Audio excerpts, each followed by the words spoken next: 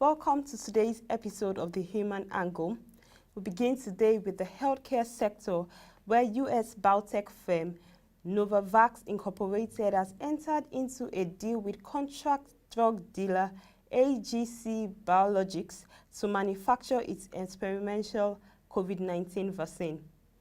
On tourism, Spain is working on starting to gradually open up to tourists from countries considered more secure in the fight against COVID-19 from June 22nd. Madrid, the capital of Spain, had previously set July 1st as the date to reopen its borders to tourism, which accounts for some 12% of the country's economy after a month lockdown shut down due to the outbreak.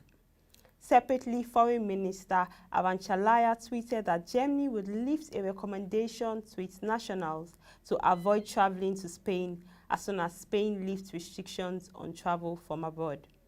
Looking at the workplace environment, the European Commission has decided to classify the new coronavirus as a mid-level threat to workers, a move that allows employers in the EU to apply less stringent safety measures in the workplace than if the virus was deemed a high risk.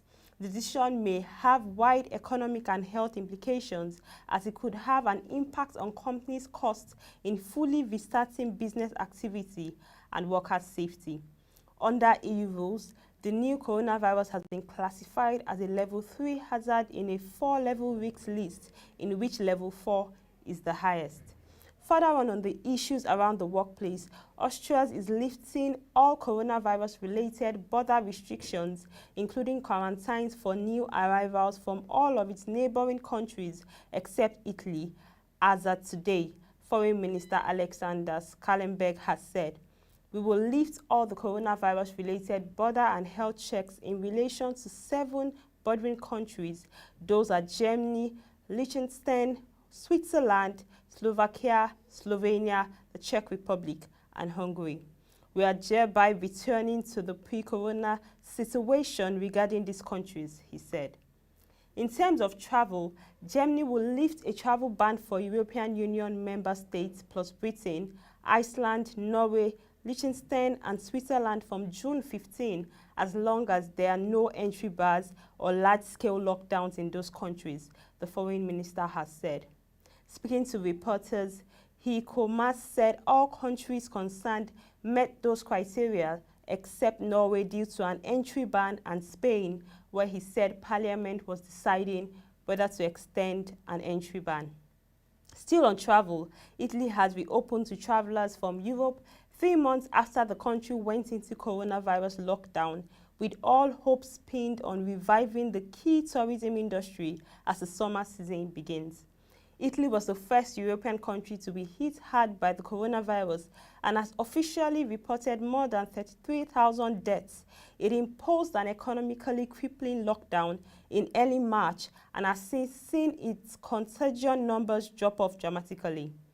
United Kingdom is rather taking a different approach for travelers because from June 8th, a 14-day quarantine will be placed on all those coming into the country. This is part of robust efforts to stop a second wave of coronavirus hitting the country. Home Minister Priti Patel and Transport Minister Grant Shapps outlined the plan despite criticism from airlines, business groups, and some members of their own party. The minister said travelers would be required to provide travel details and contact information, and there would be spot checks and fines to ensure compliance. The quarantine will apply to all international arrivals, including citizens. The UK has the most deaths in the world from coronavirus after the United States. In a bid to curb a spike in the case of coronavirus in Malaysia, the authorities in Malaysia have imposed a semi-enhanced lockdown in 2 housing estates near the Kuala Lumpur International Airport, according to Malaysia. The 2 housing areas are surrounded by razor wire, and local health authorities will screen all residents for COVID-19 by Friday. Malaysia said the move was believed to be linked to a cluster of 28 coronavirus cases among cleaners working at KLIA. The World Food Programme is warning that an already fragile food security situation in East Africa is threatened by a gridlock at borders amidst coronavirus restrictions. Borders across the East African region have been adversely affected by traffic gridlocks caused by authorities enforcing the efforts by the government to guard against the spread of the novel coronavirus. This will definitely have a wider impact on the movement of essential items like agro products, which constitute food items. On tourism updates, Uganda will lose $1.6 billion a year in earnings from tourism as visitors stay away due to the coronavirus impact, President Yoweri Museveni said. Tourism is one of Uganda's economic mainstays as the East African country attracts visitors to see a range of game including lions, giraffes, buffaloes, and others that roam its savannas. Others are drawn by the mountain gorillas in forests in the southwest of the country on the border with Democratic Republic of Congo and Rwanda. The president did not say what time frame he was referring to. Latest available data from the country's statistics office shows Uganda earned $2 billion from tourism activities in 2017, up from $1.7 billion the previous year. Technology and innovation is being embraced in Rwanda as a country in a bid to minimize contact between patients infected with the coronavirus and doctors and nurses as deployed 3 robots to carry out simple tasks like taking tests were donated by the United Nations Development Programme and are helping frontline workers tackle the coronavirus crisis in the east, saying if places of religious worship can reopen.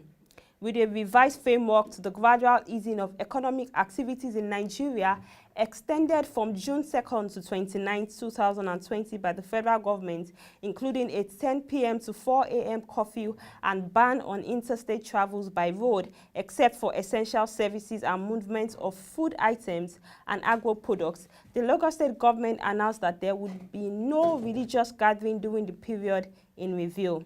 This is to support efforts at curbing the spread of coronavirus in Lagos, which is currently the epicenter of the COVID-19 pandemic. Rape remains a major vice that has adverse effects on women, and its persistence has a tendency to stifle the contributions of women to the economic growth of nations. They also contribute to the economies of household, and if rape is not taken to the front burner as an issue to be addressed, it would remain a social crisis, creating a scar in the globe. Today's episode of The Human Angle is dedicated to all women and girls that have been raped in Nigeria. We say no to rape and call on governments and National Assembly to speed up processes that will enable laws that ensure stiffer penalties for rapists and perpetrators of sexual violence in Nigeria. And that will be all for today's edition of The Human Angle. Thank you very much for watching. You can send in your videos, pictures, and comments on the topic to news@poshareng.com or programs@poshareng.com, and let's share your experience and views.